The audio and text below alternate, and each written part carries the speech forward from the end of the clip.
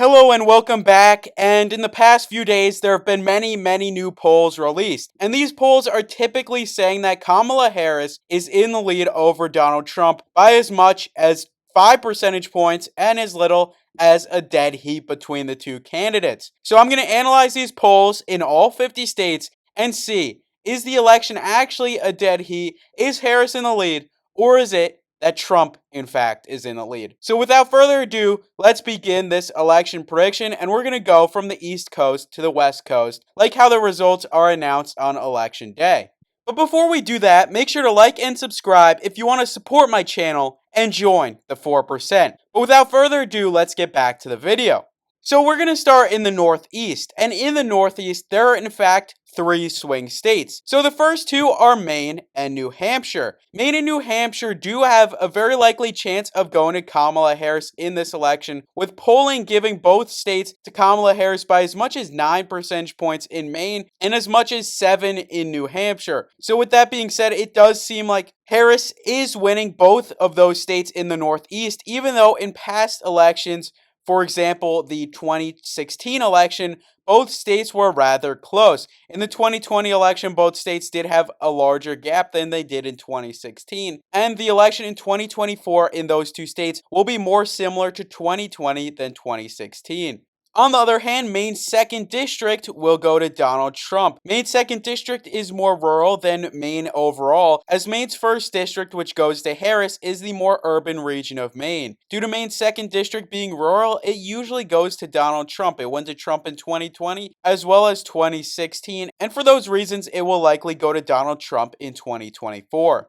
So with Harris leading 7-1 against Donald Trump, she picks up another 3 electoral votes in Vermont, another 11 in Massachusetts, 7 in Connecticut, and 4 in Rhode Island, bringing her to a grand total of 32 electoral votes to Donald Trump's 1. But remember, this election is extremely close, and Harris is not going to run away with it. The Northeast is typically a stronghold for the Democrats. It goes to the Democrats in almost every election. Just remember, these results in the Northeast are not indicative of the country as a whole. But then again, Harris picks up another 28 electoral votes in New York, another 14 in New Jersey, and another 3 in Delaware. However, we get to the closest state so far, being the state of Pennsylvania, and it has 19 electoral votes and the potential to bring Donald Trump back in this race. So, to see who's going to win in Pennsylvania, we first have to look at polls. And the polls in Pennsylvania do have Donald Trump in the lead. And additionally, Harris passed up on the governor of Pennsylvania, Josh Shapiro, as her VP nominee. And in turn, her chances on political betting websites went from pretty decently blue to now essentially a coin flip. And with that in mind, I do think Donald Trump will narrowly win the state of Pennsylvania. Even though he lost Pennsylvania in 2020, he still won it in 2016 and will likely win in 2024, bringing the election to 77 votes for Harris and 20 to Trump. Harris then again picks up another 10 in Maryland and 3 in DC, winning almost every state in the Northeast. And after the Northeast is tallied, Harris is up 90-20 against Donald Trump. But now we get to another battleground state, being Virginia. But similar to New Hampshire and Maine, Virginia will go pretty solidly to Harris. Not safely to Harris, but solidly enough that it's not really a concern for her in this election. It did go to Clinton as well as Biden, even though back as recently as Obama era, Virginia was a toss-up state, even going to Bush against Kerry by 8 percentage points and going to Bush against Gore by another 8. So due to Virginia's shift leftward, and I don't really think that's going to change in this upcoming election, the betting markets are going to Harris with an 85% certainty, and I think that Virginia, due to these factors, will go to Kamala Harris in this election, bringing her over 100 electoral votes. So we see she just needs 167 to win, but Trump needs 250. But if you're a Trump supporter, don't fear, he gets another 4 in West Virginia, and now we get to the state of North Carolina. So the election is 103 to Harris and 24 to Trump, going into our next very close state. So North Carolina is likely going to Donald Trump, leading in every foreseeable poll now and likely in the future. So Donald Trump did win North Carolina in his past 2 elections. Just as Romney did back in 2012, North Carolina has been going Republican in these elections, and it seems like North Carolina will not change, judging by the polls or the betting markets, which have North Carolina with a 70% certainty of going to Donald Trump. So we see that North Carolina will likely go to Donald Trump in this election, bringing him up to 40 electoral votes. We also see that South Carolina goes to Donald Trump, marking another win for him on the eastern seaboard, bringing Trump just shy of 50 electoral votes. But now we have Georgia, which is another battleground state in this election and will likely be the closest state in this election this time around. We saw that Georgia was extremely close in the last election, and it was decently close in the election before that, having a pretty strong leftward shift between 2016 and 2020, but likely shifting back to the right in 2024, especially given that most polls do have Donald Trump in the lead, and Trump is narrowly leading according to the betting markets. So Trump narrowly picks up Georgia and gets up to 65 electoral votes to Harris's 103. So he's been making this comeback, particularly in the South. So you can see that these elections are essentially decided by regional trends. The Northeast will go to Harris, the South to Trump, and it's essentially due to these few swing states like Georgia in the South, Pennsylvania in the Northeast, that decide this election. Whichever way these swing states, or battleground states as I like to call them, go, is the way the election will go. Back in 2020, Biden picked up most of the battleground states and he won the election. In 2016, Trump picked up most of the battleground states and he won. So you'll see that's how elections are typically decided. And even though Harris is currently in the lead, Trump is winning in the battleground states as a whole, picking up 35 electoral votes from Pennsylvania and Georgia alone, another 16 from North Carolina, whereas Harris gets 13 from Virginia, 4 from New Hampshire, and 3 from Maine, and Trump gets 1 additional vote from Maine. So it does seem like Donald Trump is projected so far to win this election, but we gotta continue with this prediction to see what will happen. So now, after covering Georgia, we now go to Florida with its 30 electoral votes and the potential to bring Donald Trump just within 8 of tying Harris and 9 of actually leading Harris. So if Trump picks up Florida, that is pretty big for him, and it shows that he does have the potential to win this election. Florida is a state that was previously a swing state, but now is drifting more and more right. We saw it go to Trump, and then Trump again by an even higher margin in 2020. And we see that Florida will likely go to Trump by an even higher margin in 2024. Likely a similar margin as New Hampshire for Harris is how Florida will go to Trump. And Trump is now just 8 behind Harris, with the entire eastern seaboard covered. So now let's go to the state of Ohio, and Ohio has 17 electoral votes, and it's the state where Trump's VP pick, J.D. Vance, is actually from. Ohio is a state Trump won pretty solidly in both 2016 and 2020, despite it being seen as a swing state back then. Now it's not really a swing state and will go to Donald Trump in this upcoming election by likely 10 or higher percentage points.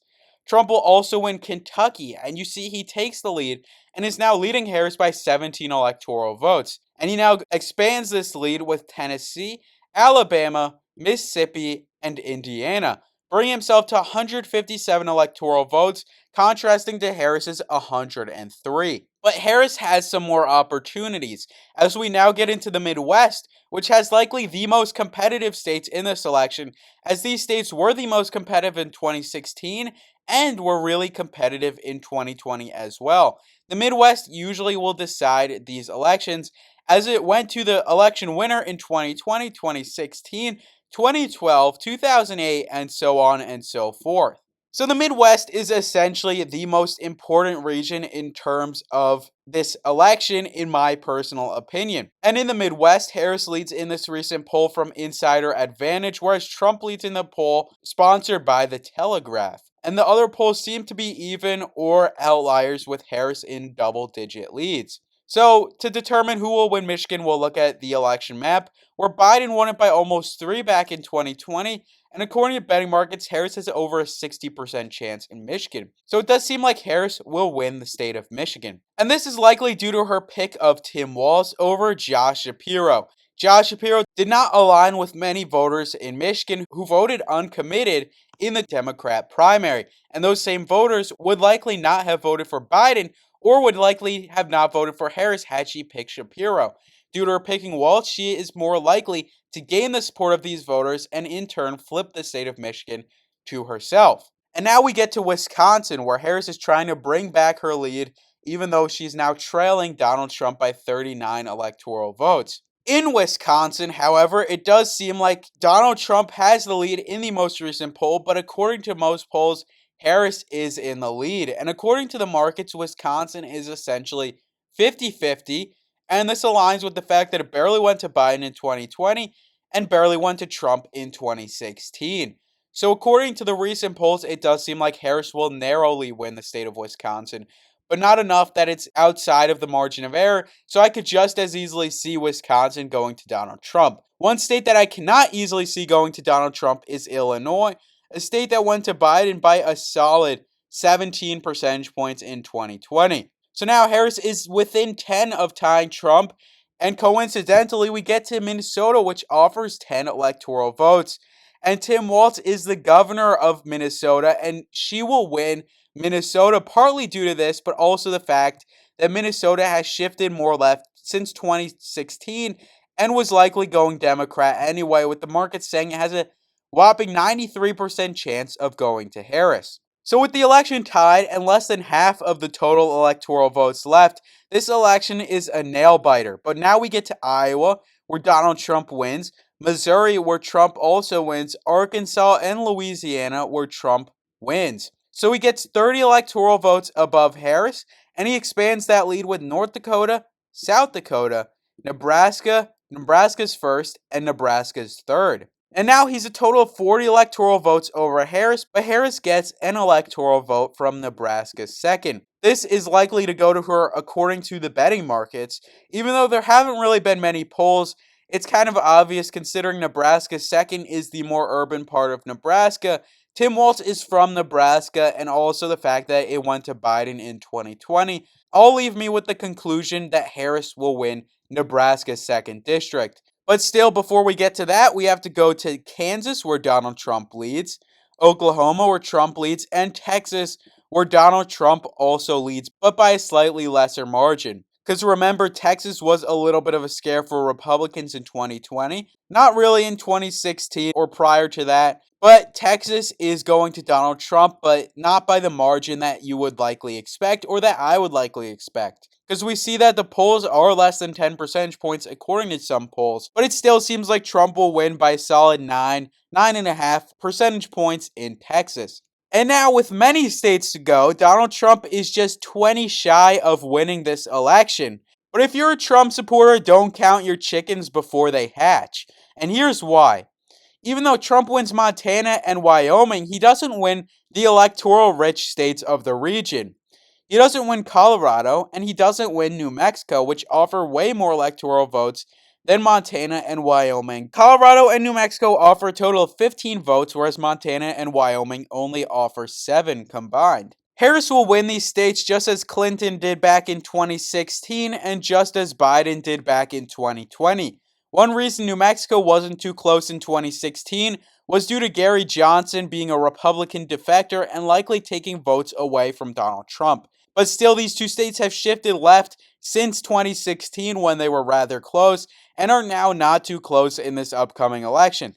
And if you don't believe me, you'll likely believe the polls, which say that Colorado had Biden in the lead by 10, and I can only assume that Harris would be leading by more, maybe as much as 15 in Colorado, but likely around 12 or 13. But still, Trump picks up Idaho, and he also picks up Utah, with the potential of winning this election if he gets the state of Arizona. So you can see that Pennsylvania is extremely important in this election because Harris can practically win the battleground states in the Midwest. Just as long as Trump wins Pennsylvania and Georgia, he can win this election because we know that he will likely win the state of Alaska. But still, first we'll cover Arizona. Arizona is a swing state in this election, but still is likely going to Donald Trump.